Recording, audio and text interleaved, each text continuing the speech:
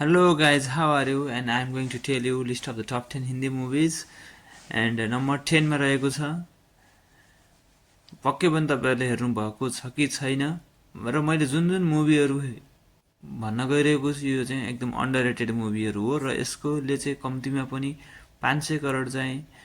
Net collection चाहिँ इन्डियामा चाहिँ गर्नुपर्ने थियो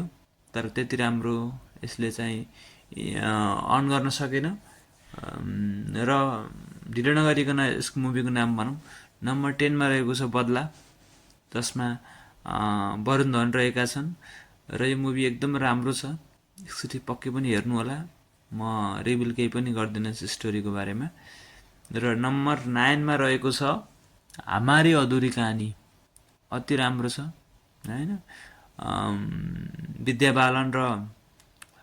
इमरान हसिम कास्टमा रहेका छन्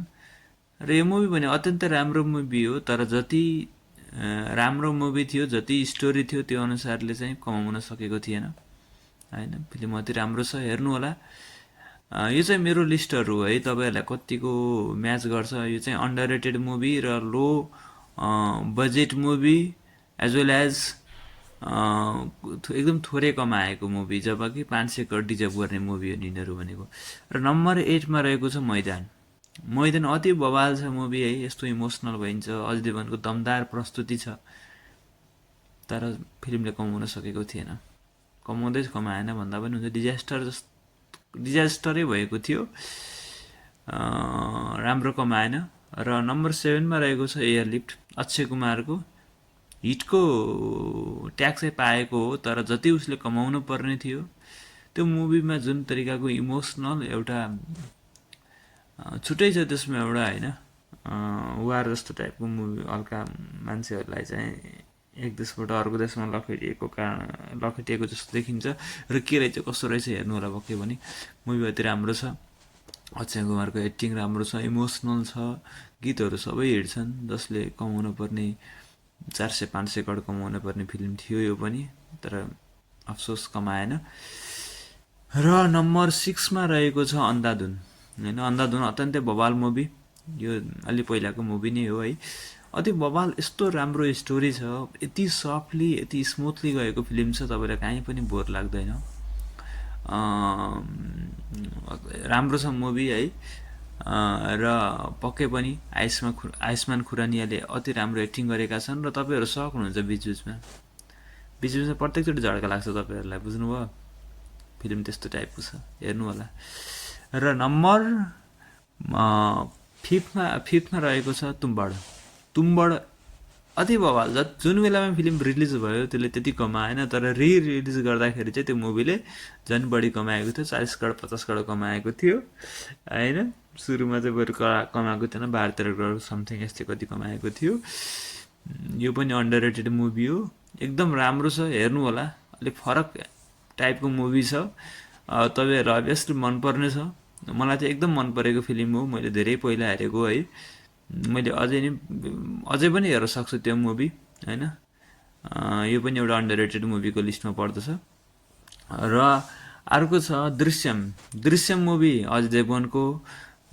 मुख्य भूमिकामा रहेको मुभी हैन यो मैले 2 को कुरा गरेको हैन 1 को किनकि 2 ले राम्रो कमाएको थियो र दृश्यम 1 हैन जुन मलयालम मुभीको कपी गरिएको छ र अजय देवगनको जुन हिन्दीमा उले रिमेक गरेको थियो अति राम्रो बवाल मुभी छ र स्टोरी राम्रो छ एक्टिङ राम्रो छ त्यसको स्क्रिन प्ले देखि लिएर सबै कुराहरु सिनेमाटोग्राफीहरु सबै राम्रो छ त्यति गर्दा पनि यो फिल्मले 60-70 करोड भन्दा कमाएको थिएन सेमी हिट पनि हैन एभरेजको लिस्टमा परेको दृश्यम मुभी हैन जतिले कमाउनु पर्ने थियो त्यति कमाउन सकेन र दृश्यम 2 ले त फाडफोड गरेर कमाएको थियो त्यस्तो छ र नम्बर 3 मा रहेको छ सिक्रेट सुपरस्टार जुन हैन आमिर खान प्रोडक्सनले बनाएको फिल्म हो जुनमा आमिर खान पनि रोलमा रहेका छन् एउटा स्पेशल एपियरेन्स भन्दा पनि अलि लेन्थी टाइपकै रोल गरेका छन् मुभी राम्रो छ एकदम बवालै छ हैन इन्डियामा खासै 50 करोडको हाराहारीमा कमाएको मुभी तर चाइनामा चाहिँ रिलिज गरेर चाहिँ राम्रो कमाएको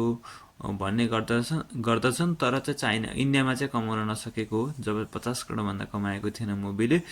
फिल्म राम्रो छ एकदम, यो पनि एउटा अन्डर रेटेड मुभीमा पर्दछ। त्यहाँ एउटा जुन एउटा लेडिज छ, लेडिजले अत्यन्तै राम्रो रोल गरेकी छन्। मुभी हेर्नु होला, अत्यन्तै राम्रो छ। मुभीको नेम हो सिक्रेट सुपरस्टार। 2 नम्बरमा रहेको छ लापत्ता लेडी। लापत्ता लेडी भनेको त्यो अमिर खान प्रोडक्सनको मुभी नै हो। अति बवाल छ यस्तो स्टोरी, सिम्पल स्टोरी, एउटा रुरल साइडमा देखाएको जुन एउटा स्टोरी होइन, त्यो स्टोरी मेकिङदेखि लिएर जुन स्क्रिन प्ले अति बवाल छ। तपाईँलाई हेर्दा आनन्द लाग्छ, तपाईँ कहाँ बगे जस्तो हुन्छ, कता कता तपाईँ त्यसको डेप्थमा छिरे जस्तो हुन्छ त्यो मुभी हेर्दाखेरि। सिम्पल